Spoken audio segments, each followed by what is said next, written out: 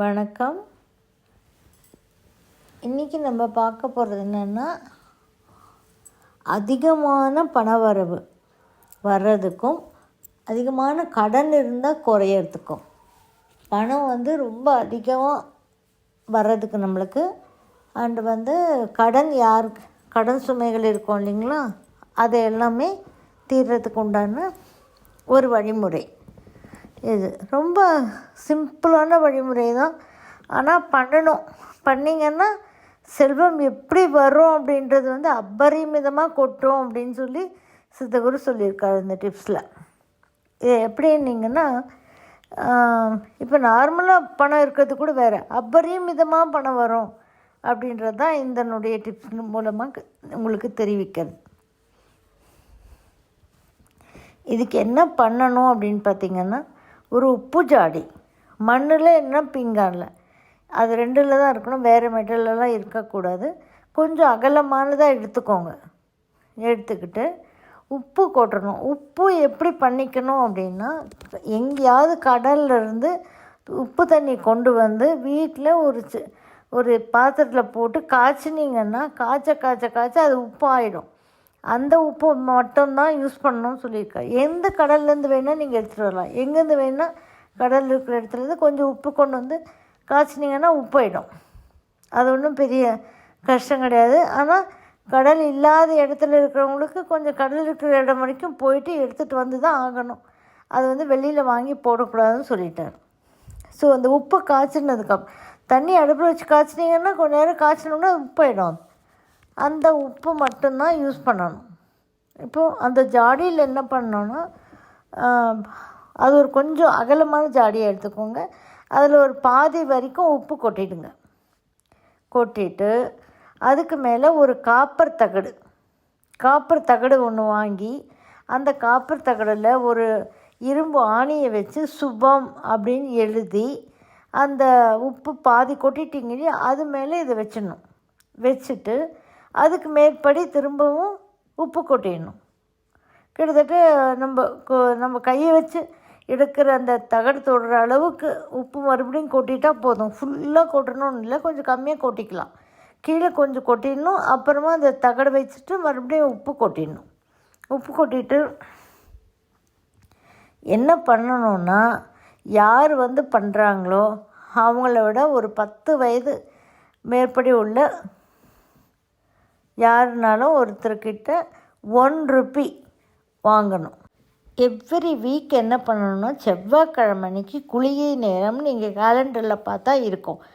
செவ்வாய்க்கிழமை mostly 12 to 1:30 இருக்கும். எப்போவாவது ரேராக கொஞ்சம் மாறத்துக்கு உண்டான டைம் இருக்கும். அது நீங்கள் இருக்கிற ஊரை பொறுத்து, நீங்கள் கண்ட்ரியை பொறுத்து நீங்கள் பார்த்துக்கோங்க. நமக்கு 12 to 1:30 இருக்கும் குளிகை டைம் மோஸ்ட்லி பார்த்திங்கன்னா. அந்த குளிகை டைமில் யாராவது இப்போ நம்ம ஒரு 30 வயசு ஆள் பண்ணுறாங்கன்னு வச்சுக்கோங்களேன். ஒரு 40 வயசுக்கு இல்லை, ஒரு 10 வயசு கூட இருக்கணும். அவங்க பெரியவங்களாக இருக்கணும்.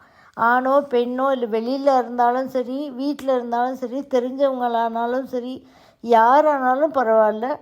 1 ரூபா, ஒரே 1 ரூபா, 2 ரூபா வாங்கக்கூடாது. 1 ரூபா மட்டும் வாங்கி, அந்த குளிகை டைமில் 1 ரூபா மட்டும் வாங்கி, அந்த காப்பர் தகடு வச்சுருக்கீங்க இல்லையா, அந்த உப்பை கொஞ்சம் தள்ளி விட்டு காப்பர் தகடு படுற மாதிரி வச்சுட்டு மறுபடியும் உப்பை மூடிட்டு அப்படியே ஒரு பிளேஸில் வச்சிடலாம். சாமி ரூம்லனா வைக்கலாம், எங்கே வேணால் வைங்க. அது பிரச்சனை கிடையாது. உங்களோட இஷ்டம்தான் அது வைக்கிறதுன்றது. இதே மாதிரி என்ன பண்ணோம், ஒவ்வொரு வாரம் செவ்வாய்க்கிழமையும் இந்த மாதிரி 1 ரூபி வாங்கி இந்த மாதிரி காப்பர் தகடு படம் மாதிரி தொட்டு வச்சுட்டு அது மேலே அந்த உப்பு மூடிட்டு விட்டுடணும். இது எத்தனை வாரம் வைக்கணும் அப்படின்னா, 59 வாரம். அப்படின்னா 1 year முடிஞ்சிடும். 59 வாரம் வச்சுட்டு 59வது வாரம் குளிகை டைமில் வச்சுட்டு அதுக்கப்புறமா அதை எடுத்து அந்த 59 ரூபாயும் எடுத்து என்ன பண்ணணும்னா, சாமி நம்பிக்கை, கடவுள் நம்பிக்கை இருக்கிறவங்களாக இருந்தால் முருகர் கோயிலில் போயிட்டு உண்டியில் போட்டுருங்க. எனக்கு இப்போ கிறிஸ்டியன்ஸ், முஸ்லீம்ஸ் எல்லாமே பார்த்துட்ருப்பாங்க இல்லைங்களா.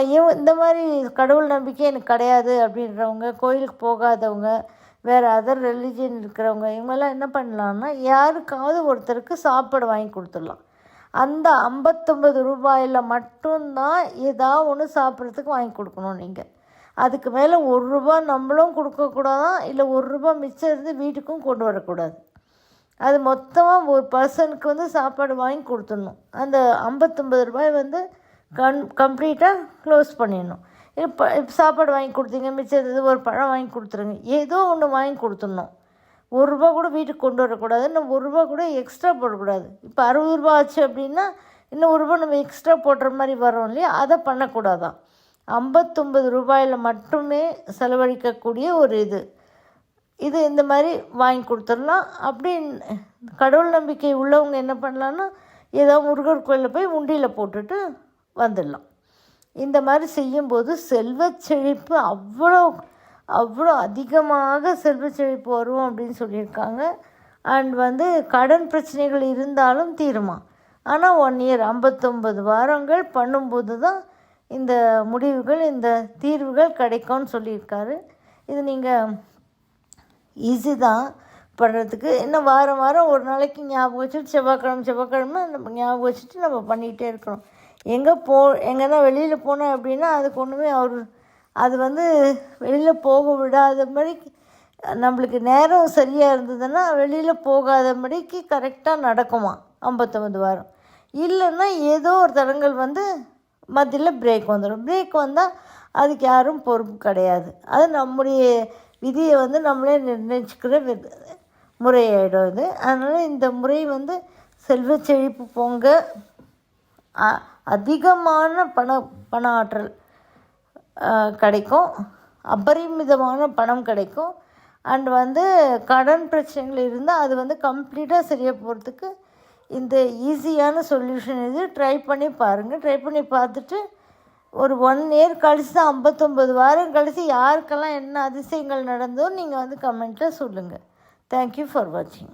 இந்த வீடியோ உங்களுக்கு பிடிச்சிருந்தால் லைக் பண்ணுங்கள், ஷேர் பண்ணுங்கள், கமெண்ட் பண்ணுங்கள், சப்ஸ்கிரைப் பண்ணிக்கோங்க, பெல் ஐக்கான் ப்ரெஸ் பண்ணிக்கோங்க. ஸோ தட் நாங்கள் போடுற எந்த வீடியோவும் மிஸ் பண்ணாமல் உங்களுக்கு நோட்டிஃபிகேஷன் வரும்.